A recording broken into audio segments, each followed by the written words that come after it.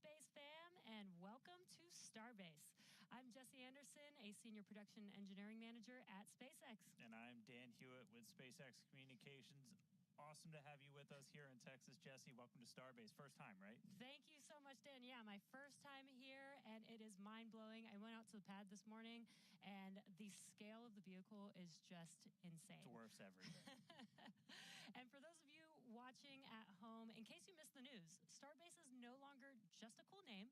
It is now officially an incorporated city in Texas, and we'll have more on that a little bit later today. Yeah, right now, though, we are counting down to Starship's 9th flight test, currently targeting the very start of our window at 6:30 p.m. Central Time. Good news right up front, not tracking any issues with the vehicle. Weather is gorgeous out there right now. Rain this morning, little bit of wind, nothing now, nothing to worry about. Looking good for a launch.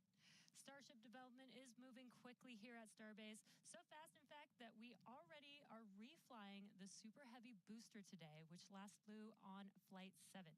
The primary objectives for today are very similar to our last two attempts, except for the booster, which, in addition to flying for the second time, has an exciting return journey planned for its return back to Earth. That's right. It's going to be getting some serious rigor, and pretty important, we are not going to be attempting to catch the booster today. We're going to use this launch to kind of further accelerate the development. We're putting Super Heavy kind of through the ringer, some serious rigor. We're going to go through all of that in just a couple of minutes. We're also hoping to get Ship into space, and it's got a couple of objectives like deploying simulated Starlink satellites and then a range of experiments during its reentry. We're really trying to test the limits, the capabilities of that heat shield, the flaps, the structure, everything about it. Primary payload on this flight, once again, as always, is data. It's definitely a very big day for both stages. There's always a chance we don't reach every objective that we set for ourselves, but success comes from what we learn on days like today. And of course, whatever happens, excitement is guaranteed. Yeah, that's right. Progress is not measured by single flight tests. It's whatever that timeline overall is, and getting us closer to establishing self-sustaining civilization on Mars, making life multiplanetary. Every time we're learning something from these flights that will get us there, that is progress. Exactly. Starship is the first orbital launch vehicle engineered to be fully reusable and built for frequent flight and heavy payloads, just like today's commercial airliners. It's the product of years of rapid development, testing, iteration. We're trying to fly as frequently as possible, fix problems as they appear, and then fly again. It all started here at Starbase back with Starhopper. It was a small single Raptor prototype. Kind of looked like a water tower. We turned it into a water tower eventually. It made its first low altitude hop back in 2019 here at Starbase. You could tell the pad, that's the pad that we were just looking at. It looks dramatically different now, two towers. But Starhopper delivered. It was able to prove that we could use that Raptor engine for controlled takeoff and landing.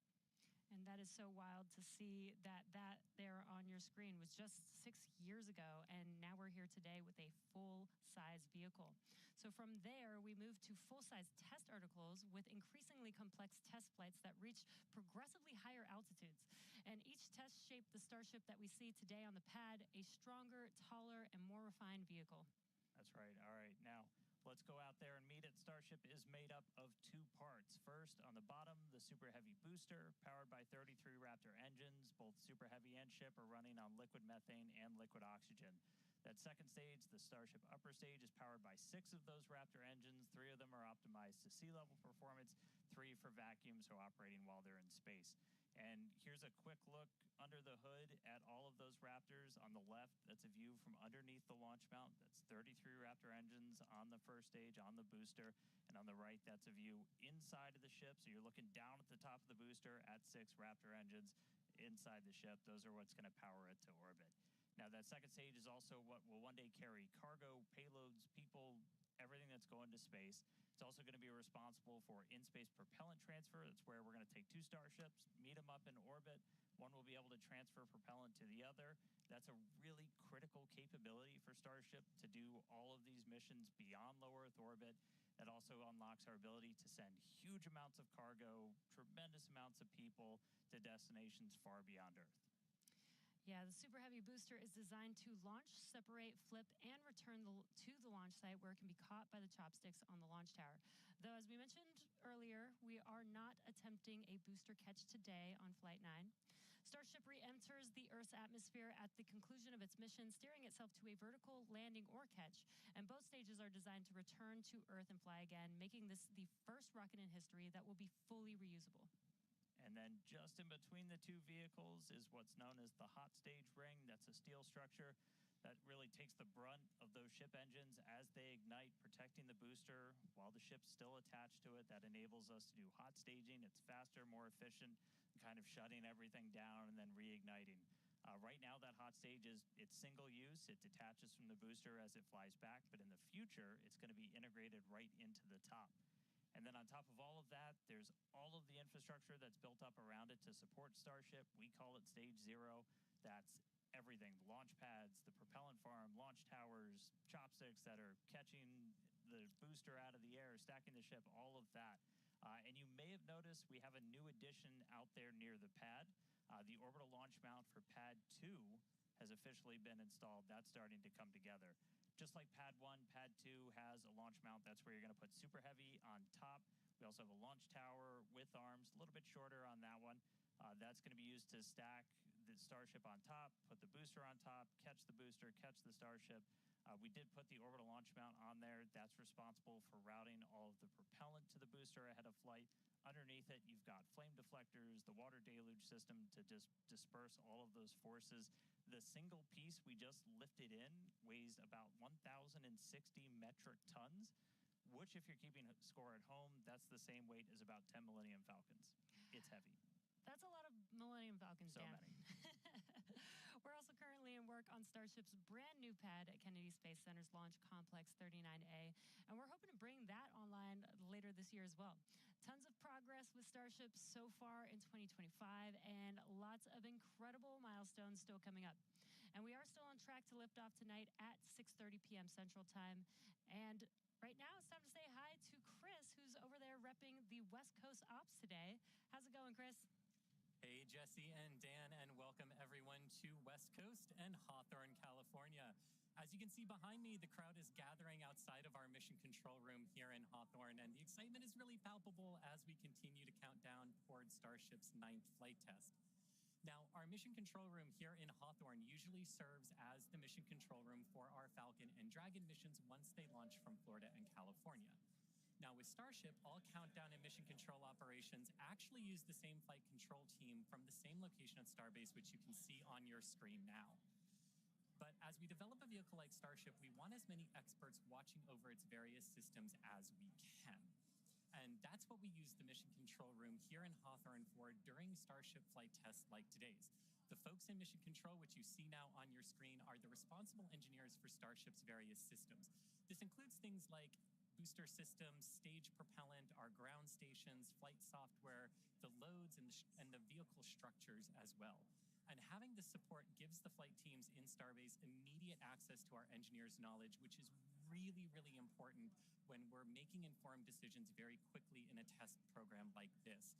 This setup has been great for Starship flight tests so far, as we've handled things like propellant temperature differences, as well as day of launch winds that can affect the loads placed on Starship structures during launch, and particularly during the descent of the Super Heavy booster back to Earth.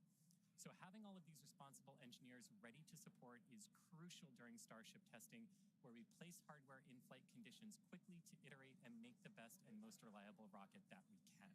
So it's definitely a full house, a growing full house here in Hawthorne for our 9th flight of Starship today.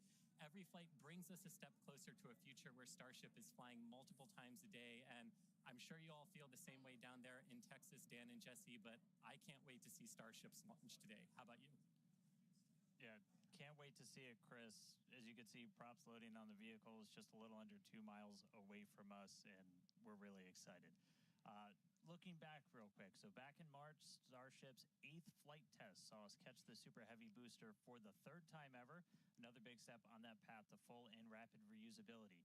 Unfortunately, the Starship upper stage did experience what we call a rapid, unscheduled disassembly before it finished its climb to space, which meant we didn't reach all of those additional mission objectives that we had set. About 5.5 minutes into ship's ascent burn, a hardware failure in one of its sea-level Raptor engines took out that engine, the two remaining sea-level engines, and a Raptor vacuum engine. That's 4 of the 6 engines that ship has. This was a different failure than we saw on Flight 7, and the fixes that we put in place did work as expected, so this was a new issue on Flight 8.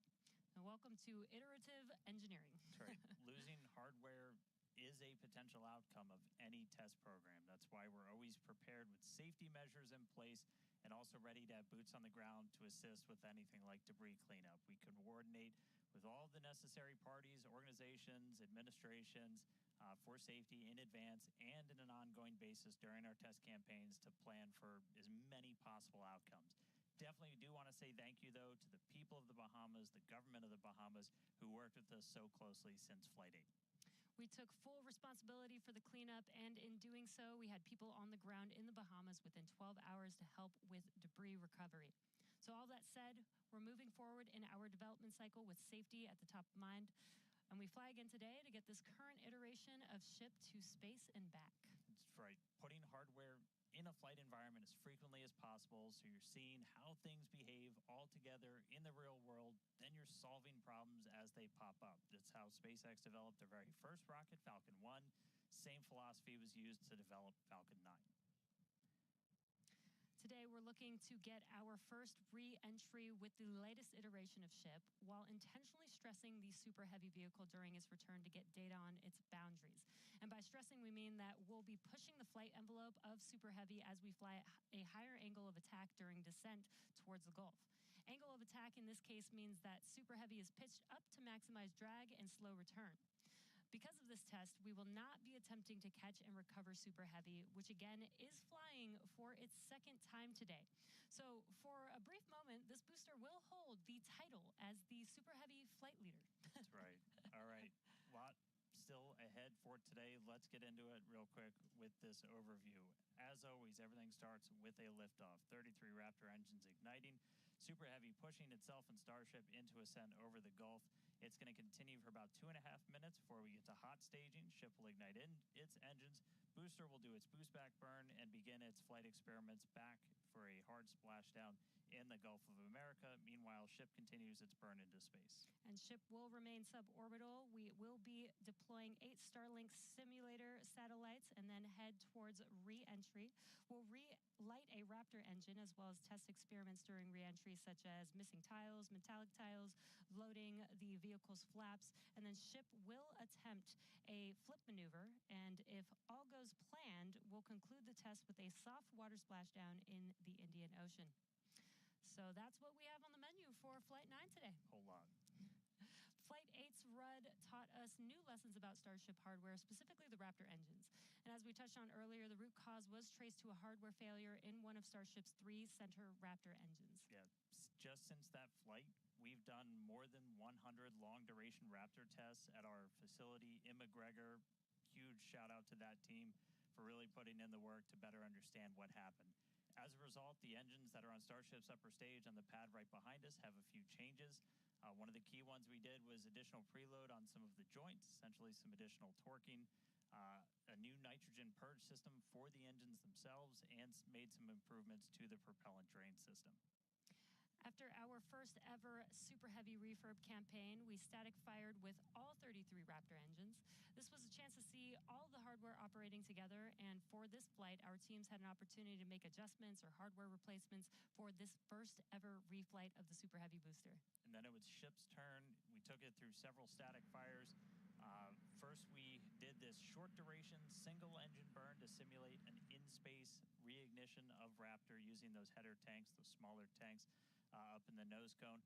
We also completed a longer duration 60-second burn with all 6 engines.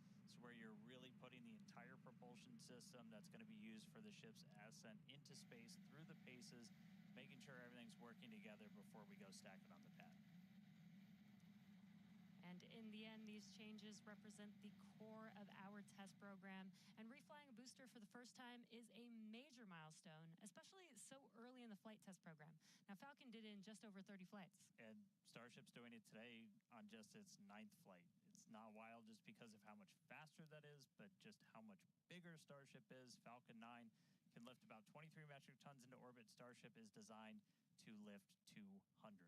That is so exciting. And on top of that, we're also reflying engine 314 for its third flight, which you might recall is the engine with a pie on the nozzle.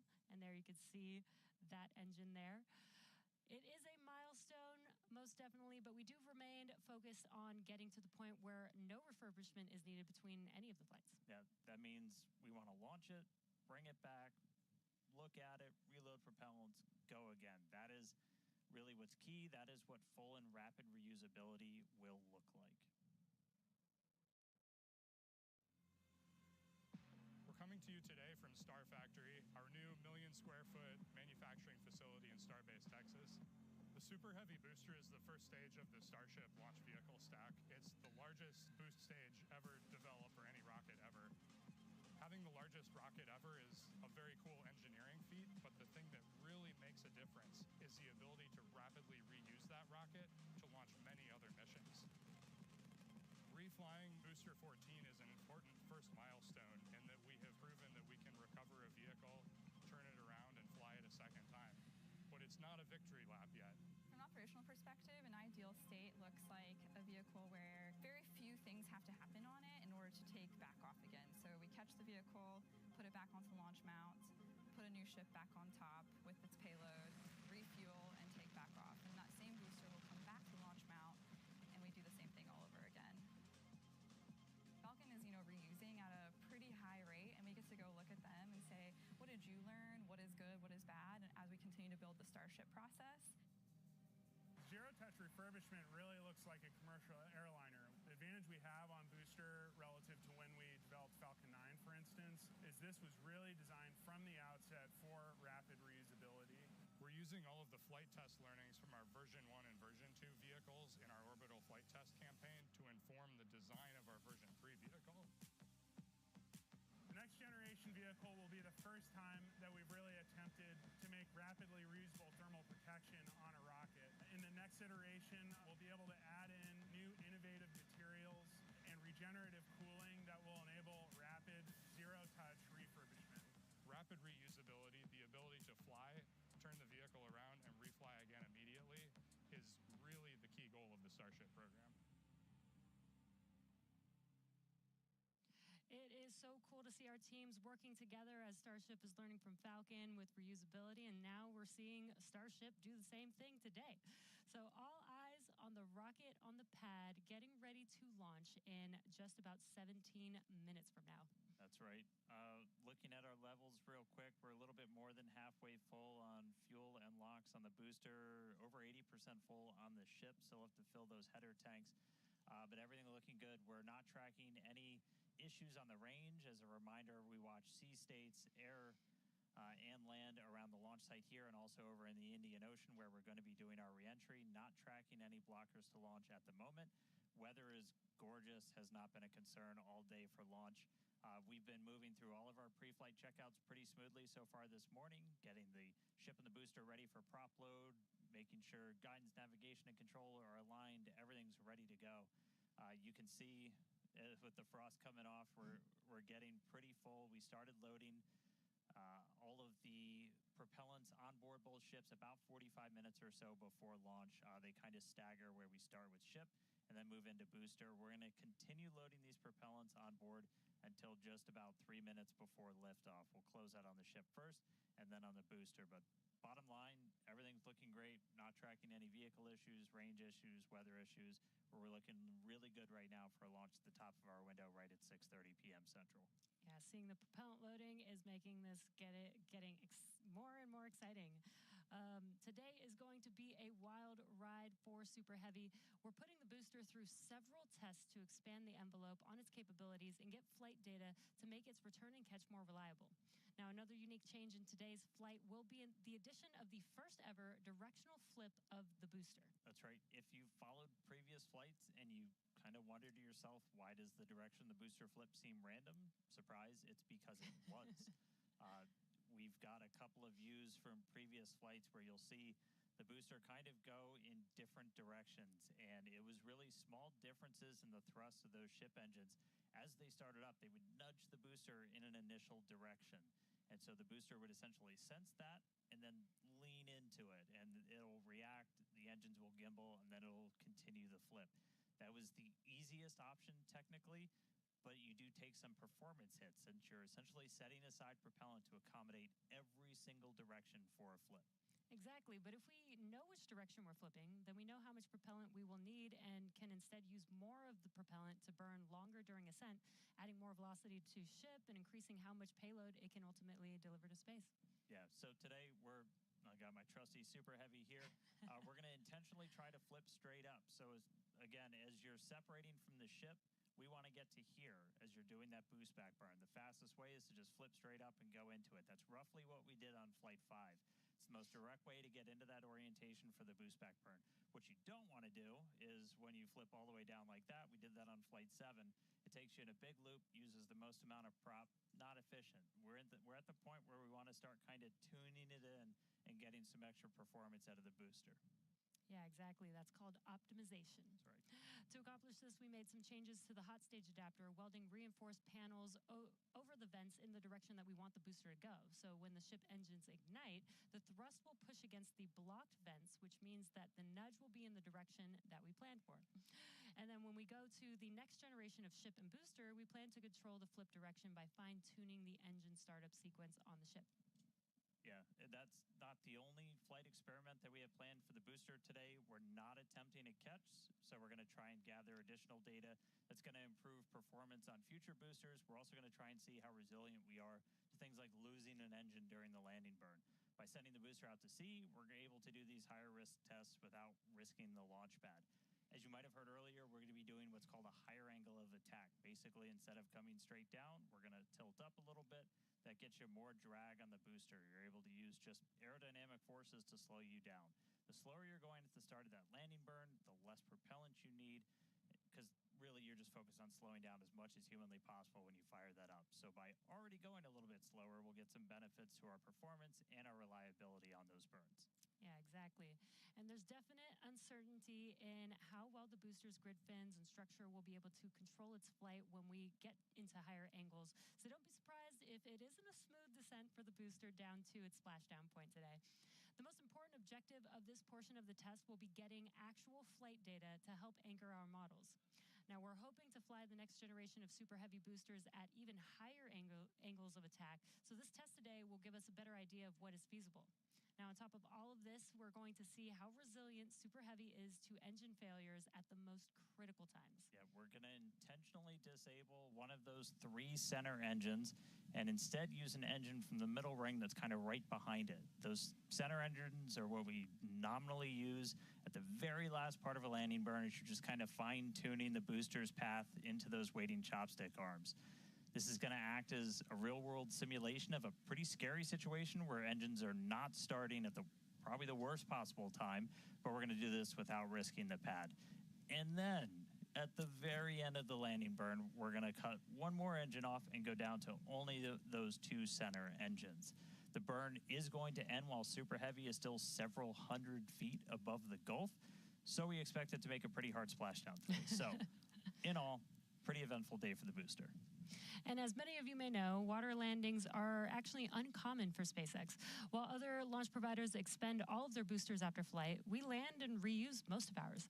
All of these tests are going to help us improve future generations of Super Heavy until we reach its fundamental design, a fully and rapidly reusable and reliable rocket. All right, let's check back in with Chris in Hawthorne. How's it going, Chris? Hey, Jesse, my colleagues here in Hawthorne definitely agree with you. We can't wait to see the Super Heavy perform its second flight and see all of the work from our thousands of engineers and technicians in action today. Now, while this reuse milestone is incredibly important for Starship's development, Super Heavy boosters are not the only vehicles that we reuse here at SpaceX. We're big on reuse, and our Dragon fleet is another example of that reuse. And we actually control those Dragon missions from right here in Hawthorne in the mission control room that we talked about a little bit earlier. For Dragon and our human spaceflight program, this month also marks a big milestone for SpaceX, our 5-year anniversary of human spaceflight. Now, NASA astronauts Bob Behnken and Doug Hurley got us started back on Demo 2, which was notable for being the first time since the retirement of the shuttle program in 2011 that people launched to orbit from U.S. soil. Now, in those 5 years, we have launched 17 human spaceflight missions, 11 for NASA, and 6 commercial missions, including Polaris Dawn, with our first commercial spacewalk in history, and From 2 earlier this year, which became the first human spaceflight mission ever to explore Earth's polar regions. We've flown a total of 66 crew in those 5 years, and we are expecting that number to grow significantly in the coming years. Now, most recently on our From 2 mission, the crew offered unique glimpses into the orbital spaceflight experience. And this was honestly just so cool to see. Thank you to our Starlink teams for making everything with the From 2 crew shared possible. This honestly made me feel like I was right there with them in Dragon. They were living, they were working, they were relaxing, they were doing their experiments while also having fun. Basically, just being people and inviting us along for the ride. And that was really meaningful. Being invited up there really showed how these are just the early days on the road to making life multiplanetary. And the vehicle that's going to make all of that happen is Starship. And Dan and Jesse, I don't know about you, but that is definitely a future I have wanted since I was a little kid, and I cannot wait to see us make it a reality. Yeah, right there with you, Chris. It's the fact that we're getting close to that being reality, that the vehicle that's going to go is sitting on the pad right there. Like, that's endlessly exciting. All of that's going to include sending humans, all of the infrastructure for a permanent presence on Mars. And we're looking ahead to sending the very first Starships to Mars as early as next year. Yeah, this will help prove that we can actually get to Mars with a focus on learning as much as possible while demonstrating what will be needed for Mars transit and landing. But before we can make life multiplanetary, we have to build the Starships that will make this all possible. That's right, and that's happening right here, Starbase, Texas, the gateway to Mars. This is where we're soon going to be launching up to 25 Starship launches per year from here at Starbase. And the place is changing every single day. We've grown quite a bit just in the last couple of years.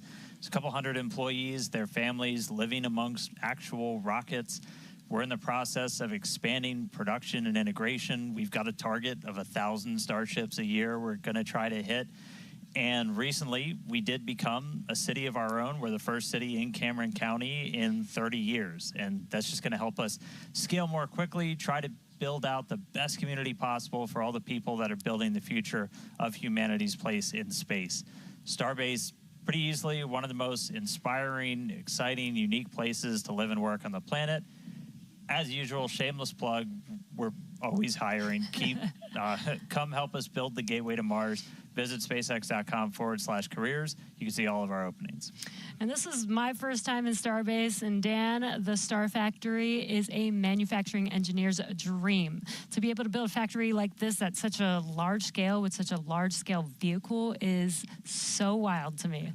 And though I'm just visiting, Chris is hanging out right where I call home base. So let's check back in with Chris in Hawthorne. Thanks, Jesse. Yeah, everything here in Hawthorne is looking good. The crowd is gathered, really excited to watch the hard work of all of their colleagues come to fruition here for Starship on its 9th flight test. Not tracking any issues. We are excited to watch Starship do its thing today, make it halfway around the world, and test a lot of those critical in-space maneuvers and operations that will be vital for the program's continued operation. So Dan and Jesse, we can't wait for liftoff. Let's have a good flight today. Thanks, Chris. Now, if you're just now joining us, where have you been? But we're glad that you're joining us now. We are at T-minus just under 6 minutes until liftoff of the 9th Starship test flight. So far, the range is looking good. All the airspace and trajectory area that we are going to be launching through is looking good for our test flight today. Weather has been great. It was a little rainy and windy this morning, but it cleared up. It looks beautiful here in Starbase, and propellant loading continues on both stages. All right, yeah, it is continuing. We're a little over 90% full on our booster. We are pretty much full in the main tanks on ship, filling up those header tanks. We're going to continue loading prop for about 2 more minutes. once we're done with that, you've got just under 11 million pounds of liquid propellant spread across those 2 stages. After we get through all of that prop load, our stage 0 will get ready. The ground systems will go through pushbacks, clearing all of those fluid feed lines back to the propellant farm, getting ready for launch. We did just see they did a flap wiggle check, so the final flap check on the ship. We're doing final alignments of the guidance, navigation, and control system, our thrust vector control, essentially our steering, checkouts of the flight safety system. So everything progressing right now. If we do need to hold, that can come at T-minus 40 seconds. That's a point built into the countdown where we can pause to wait for any final checkouts, pressurizations, anything that we need to complete. We can hold there. We will only hold there if we're tracking an issue. We're not currently tracking anything that will hold us at T-minus 40 seconds. But if you've seen a Starship launch before, they can happen. We can push through them and then launch that day still. Exactly. But when we do pass through T-minus 40 seconds, a number of events will occur in rapid succession. The ground spin and ignition systems come up to flight pressure, ship goes to internal power, and then after that, the quick disconnect or QD arm lockout is removed in preparation for retraction just shortly after T-minus 0. And once we pass T-minus 40 seconds, we do still have the ability to recycle the count under certain conditions back to T-minus 40 seconds, and then hold there to assess what happened and see if we can proceed again back down to T0. Yeah, there are a couple of things, kind of gates in that timeline that if we pass through that and we hit a hold, we'd have to scrub for the day. One pretty visual one will be if the water starts flowing for that deflector system that's underneath the launch mount. That happens right at around T-minus 10 seconds. For flowing water, we can't turn it off after it starts, and if we hit a hold, we're scrubbed for the day. We need to refill those water tanks. We would also at that point need to refill all of the propellant tanks, as 11 million pounds of propellant is a whole lot. We can typically do that in about 24 hours, so we can always turn around to try again tomorrow. But we are coming up on 3 minutes away from liftoff. We should be hearing that we're closed out of prop load on the ship at this point. Booster coming up shortly. Wow, the weather just looks amazing there with Starship on the launch pad. Just about 2 minutes and 45 seconds from T0 with a lot of objectives for today. The booster, the Super Heavy booster flying today, will be flying for its 2nd time. Last flight was on Flight 7 and just turned around in 2 flights, which is pretty incredible. I'm super excited to see that booster fly again. All right, we did just hear we are going to hold at T-minus 40 seconds. So we'll pass along some more information once we hear that reason. But again, that's not the end of the day. We can hold at T-minus 40 seconds for quite a few minutes. We eventually have to start looking at our temperature of all of our propellant on board. That's usually what drives us to, if we've held too long, we have to stand down for the day. So we are expecting a hold at T-minus 40 seconds. Sounds like we're going to be doing some additional checkouts on the booster Raptor while we're at that T-minus 40 second mark. So we will expect to see the clock pause at T-minus 40. And then again, we've got a couple of minutes. They can work through the issues. If we're able to clear them, we can still launch today. If it's something that we can't, we can always stand down, turn around, recycle, fly again tomorrow. Again, that's really important. This is what terminal count is exactly for, is to be checking the vehicle, monitoring the vehicle systems as it makes its way down to T0. And again, this gives us the ability to catch anything and be able to hold, as Dan has been saying, and recycle if we need to, or pause so that we can work through those issues and see if it's something that we need to stand down for. And as Dan mentioned, we will be holding at T-minus 40 seconds, so in about 20 seconds from now. Yeah, so we'll hold there, and they'll work through these final checkouts on, sounds like just one of those Raptors on the first stage on Super Heavy, which, as you said, we're reflying it for the first time. 29 of those 33 engines have already been used in a launch, one of which has already launched twice, and will go for and its is getting ready for its third time. Right. And you just heard our flight director for the day, Joe Sliker. He just shared that we are going to hold at this T-minus 40 second mark. Keep an eye on one of those Raptor engines on booster.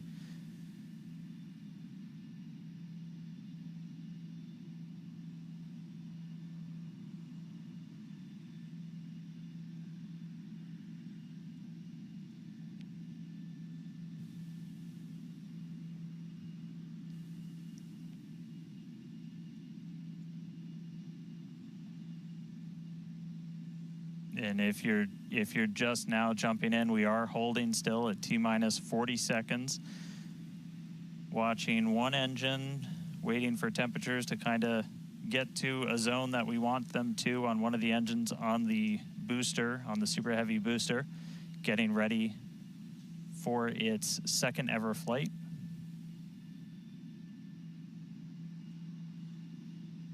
We'll just continue to hold. Again, we can hang out here for several minutes. We held for a while on the first attempt last time and then cleared it, and then we triggered a different issue on the ground side. But again, this is exactly what it's for. This gives us the best chances at success. And the clock is rolling. There we go. All right. T-minus 30. Let's listen in. Watch that first flight proven Super Heavy. Get ready to take off from Starbase.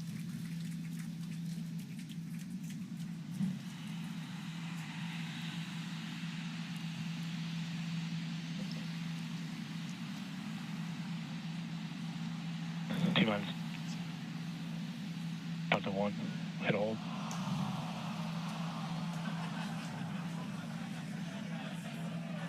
We did have a hold.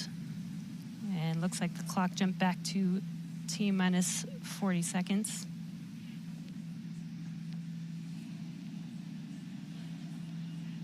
All right, so we jumped out. I did not see the deflector go off. So hopefully we were right at around that T-minus 10 second mark. And if we were before that T-minus 10 second mark, we do have the ability to recycle, as we mentioned earlier, back to T-minus 40 seconds. So it looked like this time it was a ground side issue. We're taking a look at this real quick. So again, we're back at T-minus 40. We're gonna hold for a little bit. We are still not scrubbed for the day. Give them a couple of minutes to work through this. Again, we can hang out at T-minus 40 for several minutes. Eventually, we start looking at your bulk temperatures and all of your propellant on board the vehicle. We're not actively replenishing the propellant on board Super Heavy and Starship, and so you don't have essentially forever to hang out before things start to warm up, and you do want to make sure your temperature's in a really stable range for a healthy startup on Raptor engines. So they're going to work through this issue. We can continue to hold here for a couple of minutes. What's launch without a little extra added excitement?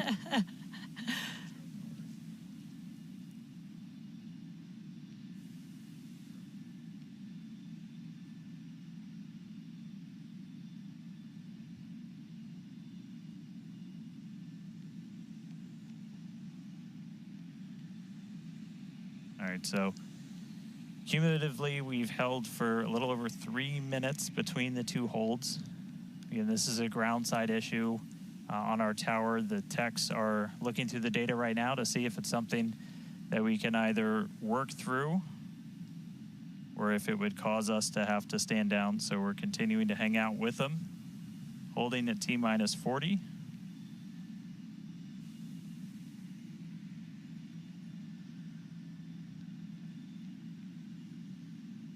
If you're just joining us, we did initially hold at T-minus 40 seconds. We continued the count, but recycled before we got to T-minus 10 seconds. And so we're back at a hold at T-minus 40 seconds, waiting for more information. The team is checking out to see if we can continue today.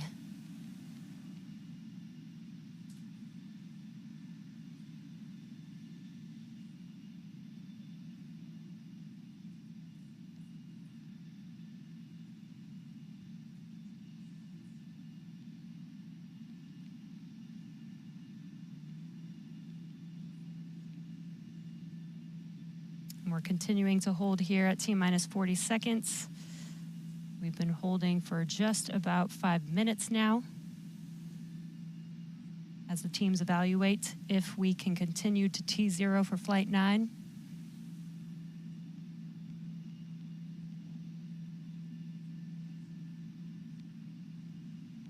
All right, so it sounds like we're coming to a resolution.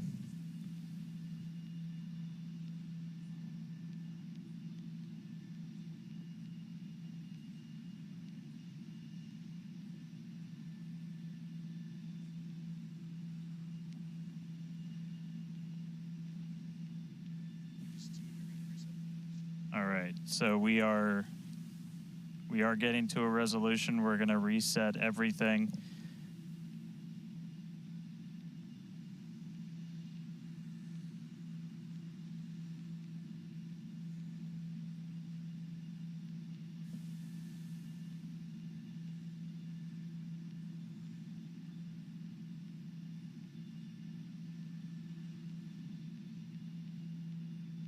All right, so we're going to see the clock. It is now rolling.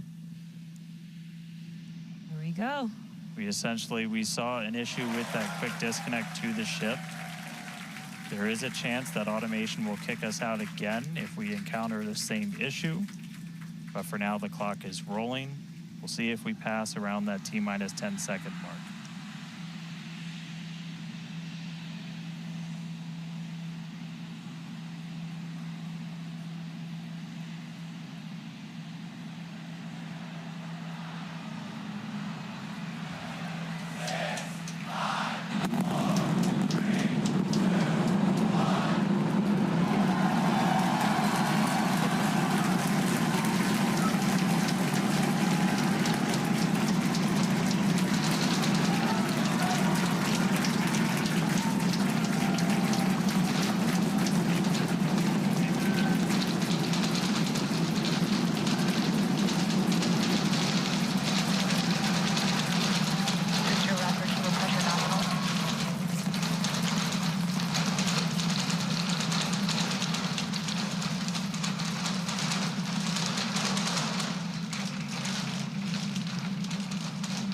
T-plus 40 seconds, it's one hell of a sight from here. We see it arcing right over top of us. We see 33 out of 33 Raptor engines lit on Super Heavy as it starts to ascend skyward.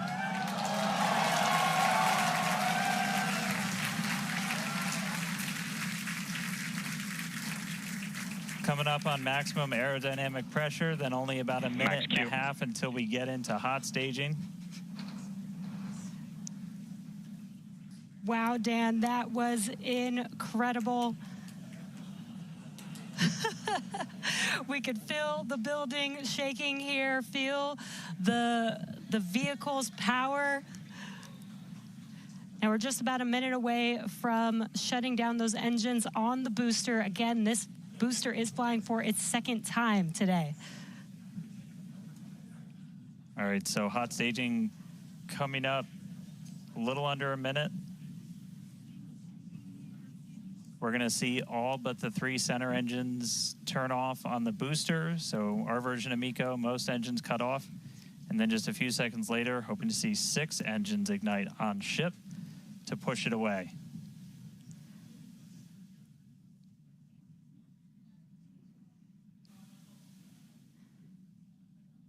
All right, hot staging, about 30 seconds.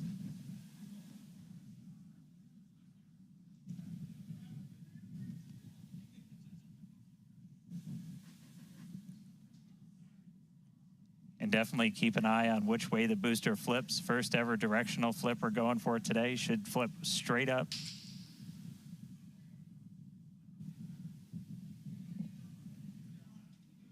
See those engines powering down? Booster engine cutoff. Ship ignition. Stage separation. Incredible flip by Super Heavy booster, and you can see those 6 engines, those 3 engines on the ship ignited. 6 healthy Raptors running on ship, on its way to space. Peek that engine view, booster doing the boost back. Chris, how's it looking over there in Hawthorne, man? It is looking... Chamber pressure is nominal. It is looking absolutely incredible here in Hawthorne. As we said, 6 healthy engines on ship. We've got 13 out of 13 engines on the booster. Now down to those 3, which is what we expect in the final moments of the boost back burn. Now, as a reminder, we are not recovering the Super Heavy booster today. We are instead going to do some... Booster shut down. And there we had a good shutdown of the boost back burn. Next up will be the jettison of that hot stage Ship ring. avionics power and telemetry nominal. Great call out there that everything looking nominal aboard the Super Heavy vehicle, which is returning to Earth, and we're going to be doing some experiments with it, including a higher angle of attack re-entry, as well as some engine tests as it gets closer to the Gulf. We are, again, because of these tests not recovering it, we are sending it to the Gulf on purpose to do those tests. But again, you see the booster on the left-hand side of your screen. You see ship with 6 healthy engines continuing its ascent to its planned suborbital trajectory. Everything going very well so far for Starship's 9th flight. Now 4 minutes, 15 seconds in. Great views from inside of the aft engine area of ship there, looking at those 3 sea level and 3 Raptor engines on the right-hand side of your screen. The booster doing its LOX dump, that liquid oxygen dump. So because we don't need some of that liquid oxygen propellant in its tanks, we vent that propellant out to lessen the booster's mass as it comes in for its landing. Just absolutely gorgeous views watching these two vehicles do their respective things in the skies over Texas here today. And Dan, we're approaching the 5-minute mark into the flight. Super Heavy is descending rapidly. What can we expect here in the next few minutes as it does its atmospheric tests? Yeah, now as we had talked about, Super Heavy might not have a very smooth ride down. We're going to be putting it through this higher angle of attack. So we're kind of pitching it up a tiny bit, increasing drag. We've done this in wind tunnels. We've done this in computer modeling. It shows that sometimes the control isn't great, but only one way to really prove it out, and that's to get real-world data. So here comes Super Heavy. It should be igniting for its landing burn in just about 40 seconds from now. And we are going to relight 13 engines, then bring that down to 3 engines. As we talked about earlier, we will be intentionally shutting down. We will be shutting down one of those 3 center engines intentionally to push the limits of the Super Heavy booster. Ship Raptor, chamber pressure is nominal. And continuing to see 6 healthy engines on the ship. 3 sea level and 3 vacuum engines still ignited as the Super Heavy booster is making its way back down to Earth. We can see those grid fins doing some heavy work. Booster landing, start up. Ignited for our landing burn.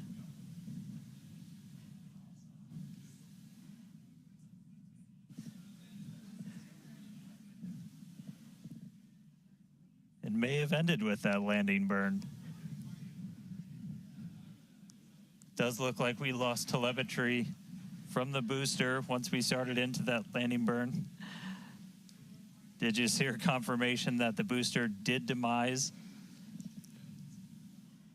So the booster's flight ending before it was able to get through landing burn, but again, we are not bringing that back. We were expecting it to make a hard splashdown in the Gulf.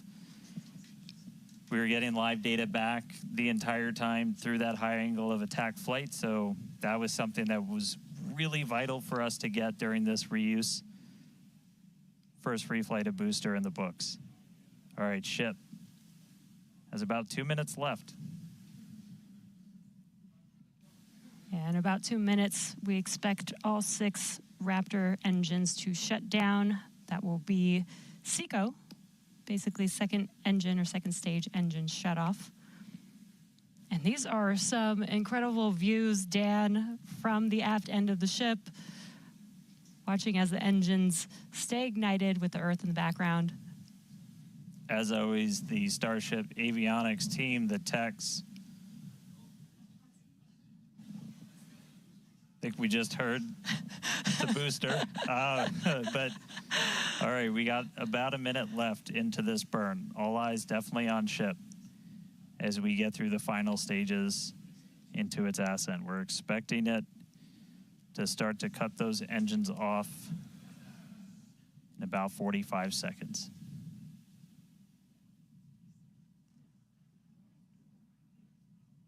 Terminal guidance.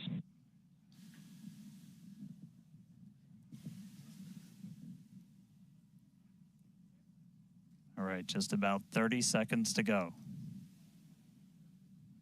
We're in terminal guidance in the final stages of this ascent burn. did see shutdown of the Raptor engines.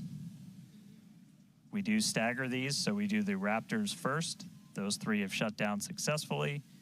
Sea levels still running. Ship engine cut off.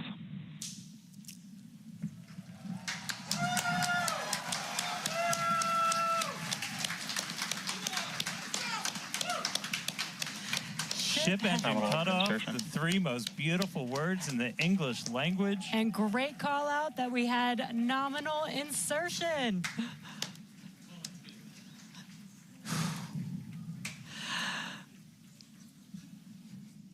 An incredible flight test so far today. We reflew a super heavy booster for the very first time in 9 test flights. Ship is in its orbital trajectory. Again, it's going to remain suborbital for its mission today. But it ignited It ignited all 6 of its engines and made it all the way through SECO just now.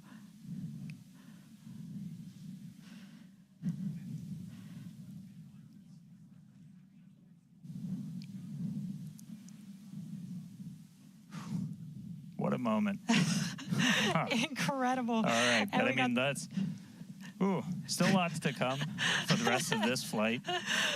Per usual, I need to collect myself. Hey, Chris, how's it going over there in Hawthorne, man? How's everybody doing? I think the elation and the excitement and the happiness at what we just saw achieved carried through across all of our sites. What an incredible view to see Starship back orbiting the Earth just under 11 minutes into our mission. Absolutely exciting to see all of this, and super pumped especially to see all of the team's hard work in action here today. As guaranteed, it has been an exciting evening so far for Starship's 9th test flight. We lifted off a little bit after 6:30 p.m. after a couple of holds that were triggered at the T-minus 40-second mark, but we were able to clear those, one on the Raptor, one on the tower, and we were able to lift off successfully from Starbase. 33 out of 33 Raptor engines lit on the Super Heavy, all 6 engines lit on Ship, bringing it to its planned suborbital trajectory around Earth. But as Dan said, we've got a lot still coming up in our flight sequence. So coming up at about T plus 18 minutes, 26 seconds, we'll have the first deployment of simulated Starlink satellites planned from Starship. That will be followed at about T plus 37 minutes and 49 seconds by the relight of a single Raptor sea level engine in space. This is going to help us gather data on our ability to do a deorbit burn for future Starship missions that will go orbital. And then, of course, one of the biggest tests yet to come is the new heat shield modifications to Starship. And that'll start with re-entry into Earth's atmosphere at about the T plus 45 minute mark, which should take about 16, 18 minutes to complete. And now today's reentry is going to test that heat shield like we said, specifically how Starship will hold up to 100 missing heat shield tiles on its thermal protection system. Now, we purposely took those 100 tiles off over very critical areas of the vehicle to be able to safely test on a flight like this suborbital trajectory into the Indian Ocean what might happen on an operational flight in those areas if we were to lose the primary heat shield tile over Starship. So very critical test coming up. And then after that, we'll have the final descent where we will again be pushing Starship to its limits. We definitely pushed the booster to its limits today to gather data, and we're going to be doing the exact same thing on that ship, seeing how the ship handles various flight conditions that we will need it to fly in as we look to one day soon bring ships back to Starbase for catch and reuse. Now, while there are payload simulators on Starship for deployment today, as we will see in a few minutes, the primary data and the primary payload for today is the data. And today, just like with Starship's previous test flights, that data is coming to us courtesy of our Starlink network. In fact, it is from Starlink that you are seeing these wonderful views of Ship in space right now. So, and I can't wait to see Starlink really provide those epic views and that data transmission during reentry, which is very, very critical to getting that data during reentry. So, Dan and Jesse, it's been an exciting day so far. There's more to come as we get ready for Starship's first ever payload deploy. What can we expect next here in the next few minutes? Thanks, Chris. Just going to reiterate, thank you to the Starlink team for these incredible views today. In a few minutes, Starship will deploy 8 Starlink simulators, similar in size to our next generation Starlink satellites. The Starlink simulators will be on the same suborbital trajectory as Starship, meaning they will passively re-enter the atmosphere, just like Starship. With tests like these, we can see how Starship's payload deploy systems work in flight while ensuring that these simulator satellites pose no safety risk to people on Earth or for other satellites in orbit. Now, this also ensures that any parts of these simulator Starlink satellites that do survive re-entry splash down harmlessly in the middle of the Indian Ocean. And then before we get there, though, we're going to have to open up that payload deploy door. So we've only ever done that one time before. Pretty sure it was Flight 3. Someone on the internet, please check me. But that was the only time we ever opened it. And we've had Starlink simulators on the last 2 flights, but we haven't gotten to this moment yet where we're able to open up the payload door and start deploying these. It's going to be pretty cool. We've got them stacked inside of the Starship payload bay, and we'll have potentially a couple of views. You saw one camera pop up. Oh, there we go. Look inside of the payload bay of Starship. You can see them stacked down in the middle of your view. There's kind of 4 on either side, so they're sandwiched on top of each other, a stack of 4 right behind each other. And then we're going to pop the door open. It's on the right side of your screen, so we'll see that open up and then start firing those Starlink simulators out into space. We are expecting the payload door to open in a little over a minute from now. And then once that payload door is open, about a couple minutes later is when we will start dispensing those Starlink simulators. That's a what a view great right view. at the bottom of the stack. So should be able to see them kind of firing out from right there. So really cool. And eventually these are going to carry dozens of the next generation of Starlink satellite into space, and those are going to enable some truly insane things in terms of speeds from space and what we're able to do. Starlink's been really great for Starship, obviously.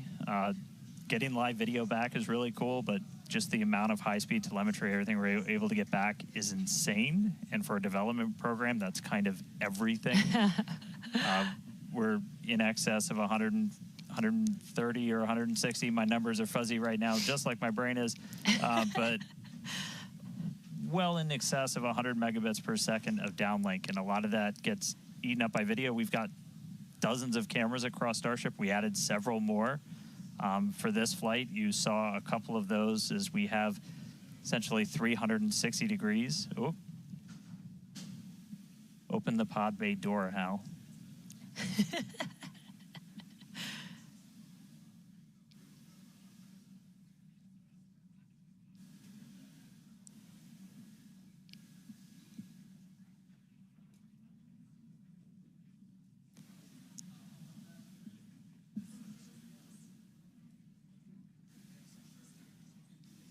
Now we are expecting the payload door to open any moment now, so we're watching out for that.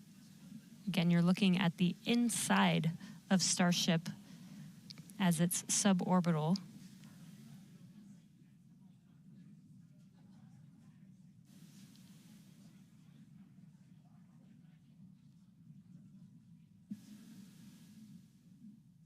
Well, we heard the door open was in progress. It was unable to actuate all the way open, so they are going to close it back up. Hal told me no. He said, I'm sorry, Dan. Can't do that. Looks like we won't get the door open today. But that's okay. This is obviously a test we want to be able to do before we're deploying full-on Starlinks. But the real focus for this, now that we are in space, is getting to that reentry. That is the most critical phase of Starship that we still have to prove out.